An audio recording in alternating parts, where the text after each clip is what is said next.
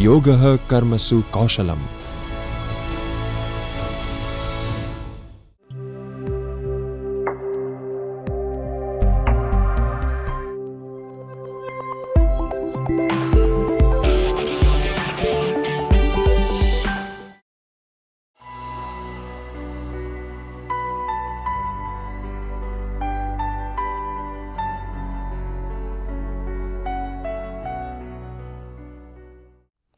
Hi, welcome to the 25th session in our course HRM for Non-HR Managers. In the previous session, we have discussed Employee Retention Part 2, Engagement, Involvement, Commitment and Satisfaction. In this session, we will present the strategies businesses choose for entry into a business and growth in existing market. We will discuss mergers and acquisition as a growth and entry strategy. Present the HRM related challenges faced in case of mergers and acquisition. Illustrate some of the points using a short case. Let's begin with introduction. Around the 80s, several countries around the world liberalized their economies. India was to join in the early 90s. Along with two other forces, namely globalization and privatization, new opportunities and challenges arose for businesses. Many organizations began to consider entry into promising markets. Many were attracted by fields of business activity different from their current one, and yet other organizations wanted to grow faster than their organic growth. If Walmart of USA acquires Flipkart of India, the deal gives Walmart an entry to the Indian market. This would also be giving Walmart faster growth than Walmart starting its own company and growing gradually. Dell has bought at least 25 smaller companies since 2007, and not all of them are into the business of building computers. Dell is using a strategy to diversify. When Star TV announced that it purchased Star TV, announced that it is buying Telugu entertainment channel Ma for over rupees 2000 crore, it was growing fast and at the same time gaining access to the southern India's TV entertainment market. Merger with other company or acquiring other company is a strategic choice which promises organizational growth, avoidance of competition, greater and faster profit, faster product development and innovation, diversification, lower cost and risk, market dominance and long term survival. Mergers and acquisition are adopted by companies across the world. In USA alone in the year 2005, mergers and acquisition was worth $1 trillion as far back as 2005. M&As have crossed the aggregate deal value of US dollars 100 billion in India in 2018. Yet according to the Harvard Business Review, the failure rate of mergers and acquisition lies between 70% and 90%. Many of the reasons for failure relate to HRM. The point is, mergers and acquisition may be a promising strategy, but its success requires, among other things, effective management of human resource. We will see how. Meaning of mergers and acquisition next. The Companies Act 2013 explains the concept of merger as a combination of two or more entities into one, where the entire business of the merging entities becomes one, including their assets and liabilities. Air India and Indian Airlines merged to create a new entity. Recently, Vodafone and Idea have merged to create Vodafone Idea. Arcelor was taken over by Mittal Steel to create ArcelorMittal. These cases suggest that merger may not give rise to a third new entity. Acquisitions and takeovers. An acquisition or takeover is the purchase by one party of controlling interest in the share capital or all or substantially all of the assets and or liabilities of the target company. But the Indian law also provides for a case where the acquirer holds say 26% of the share of the target, but may enjoy disproportionate voting rights, management rights or veto rights in the target. Next is HR challenges in mergers and acquisitions. We have already highlighted the reasons why companies opt for mergers and acquisition. But after executing the deal, the reason why so many mergers and acquisition fail include unrealistic expectation and hasty or poor planning and execution, ineffective integration post mergers and acquisition, mismanagement and loss of talent, power and politics, failure to realize the synergy and cultural clashes. As you can see, the reasons are related to general, operational and financial management as well as management of the human side of mergers and acquisition. When that is not managed effectively, M&A fails to deliver its strategic aim. In a study in the year 2003, Hunt found that in one-third of the companies, the management has failed to recognize the role of HR post-mergers, which was the primary cause of the merger failure. HR managers are often not involved directly in the strategic decision making before and during the merger process. In the year 2000, Giles found that only 35% of senior HR executives were involved in mergers and acquisition activities carried out in 60 different companies. A study by Dixon and Nelson in the year 2005 found that the HR professionals were not being included in the mergers and acquisition steering team. The team only comprised of employees from the finance, IT and other disciplines. Cartwright and Cooper in the year 2000 acknowledged that the leading roles of modern human resources functions are to be actively engaged in the organization and perform as a business partner and advisor on business related issues. In short, we summarize the discussion so far by noting that M&A is a choice of many companies, but the failure rate of M&A is high. Much of the M&A failure is due to the fact that the human issues and challenges are underestimated, and HR managers are not only adequately involved before and during M&A. We will discuss the challenges that arise out of M&A, especially the ones related to people, since this course is in HRM. As merger or acquisition is announced or is in progress or is struggling for stability after the deal, several challenges arise according to Seo and Hill in the year 2005.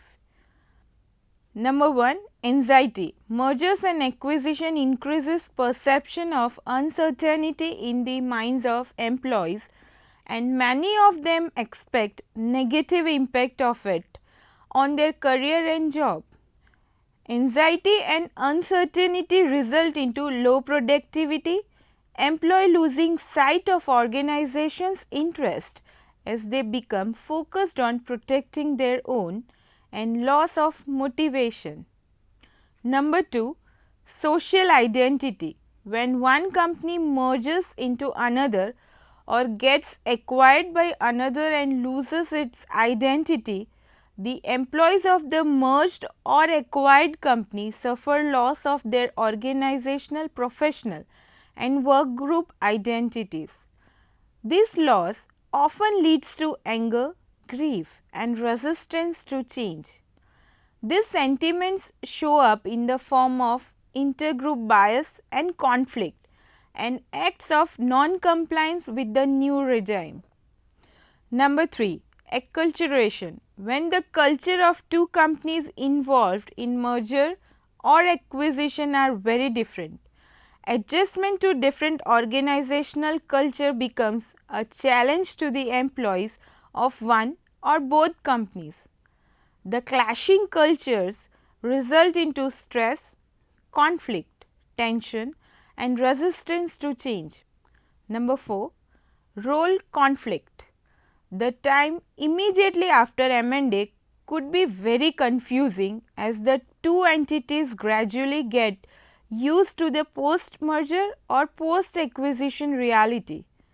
At such times, employee roles often appear ambiguous and conflicting. Job satisfaction and productivity both may become low. Number 5. Job characteristics. Because the post mergers and acquisition job environments change, employees' job satisfaction and commitment both suffer and the absenteeism and turnover increase.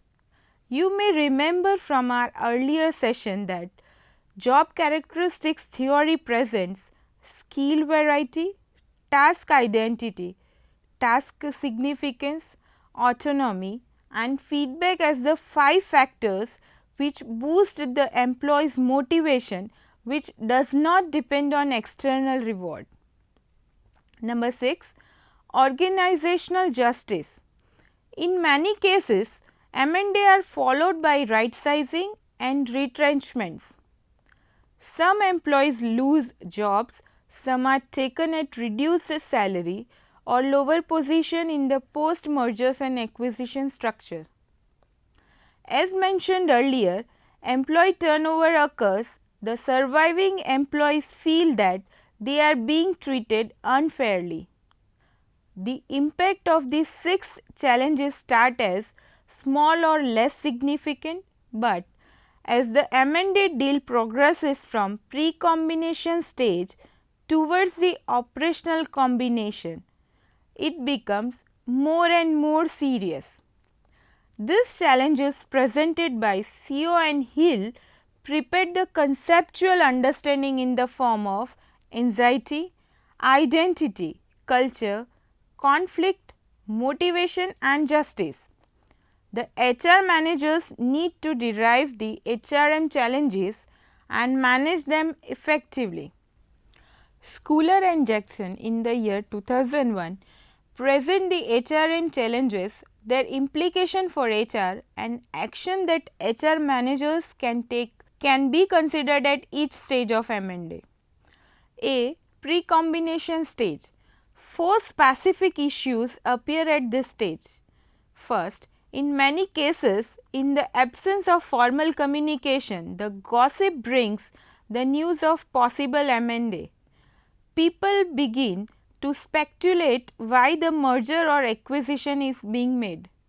The senior management itself should be clear about the purpose of M&A and it should be clearly communicated. Number 2. Second HR issue is the appointment of a senior executive and a support team to lead the M&A process. A capable and resourceful M&A team may give more confidence to the people.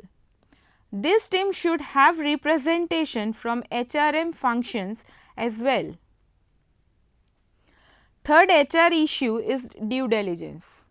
While due diligence from strategic, legal, financial and operational perspectives is often made, the HR or soft issues should be thoroughly examined by the HR representative on the mergers and acquisition team.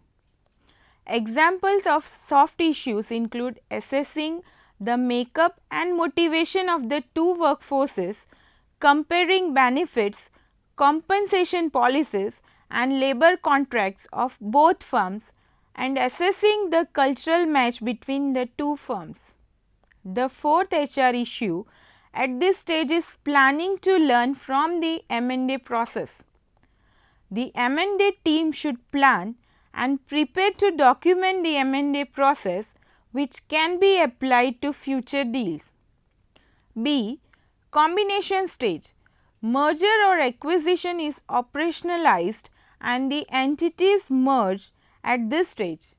The issues appearing at this stage are selection of the integration and implementation manager and teams, retaining and motivating key employees, effectively managing resistance to change, communicating with and enlisted stakeholders, formulating HR policies and practices. Because of our discussion so far in this course, you would appreciate the importance of most of these issues. From our early presentation of the roles of an HR manager, you would remember that an HR manager is a change agent. Using this role, the HR manager can appoint and guide the teams managing transition, help them understand their tasks clearly and train them. The HR manager should also continue the communication with the employees in a way that reduces stress, conflict, ambiguity and other negative emotions and outcomes. C. Stabilizing an assessment stage. Performance of the staff across levels need to stabilized and assessed for improvement. Culture needs to be created and sustained. HR policies and practices should be monitored, evaluated and adapted as required. The entire process should be documented for learning purpose. The monitoring and assessment are likely to reveal gaps. The learning from this experience and discovery of gaps should be focused on realizing the objectives of M&A. At the same time, learning by employees should be integrated with new career development paths and succession plans. New competencies as required should be identified and developed. While some of these topics such as learning and knowledge management will be discussed in the coming sessions, we move to a case illustration of a failed M&A to illustrate some of the points we just made. Case number 1. Air India and Indian Airlines merger. The report titled Failed Air India and Indian Airlines merger causes discord from India Today dated 6th June 2012 announced that the merger of Air India and the Indian Airlines in the year 2007 as a failure. The report pointed to incompatibility between the partners, leading to a bad blood and human resource problems in the newly created commercial entity. According to the report, Air India had wide-bodied Boeing aircrafts for the international flights, while the Indian Airlines fleet comprised narrow-bodied Airbus planes used for much shorter domestic routes. Combination of the two resulted in high operations, maintenance and manpower cost. However, the rationale presented for the merger was to boost the revenues of both the state-owned airlines through a combined complementary fleet. The merger was executed and it created a behemoth with 30,517 employees, 214 per plane. For reference, Singapore Airlines has 161 while British Airways has 178. Yet from 2007, Air India's revenue started to dwindle and it faced severe problems in managing its human resources. For the executive cadre, pay scales were according to the Department of the Public Enterprise norms, and for non-executive cadres like pilots, pay scales were as per the industry norms. No attempts were made to standardize hiring policies for the rank and file. Air India has a 5-day week, Indian Airlines has a 6-day week. Indian Airlines pilots were promoted unconditionally once in 6 years, while Air India pilots complained they got their turn after 10 years. If there was a vacancy, the ground handling teams of the two airlines continued to operate separately. Before the merger, due diligence on HR issues was very poor, said one observer. Some of the gaps were being addressed but were too slow to be effective.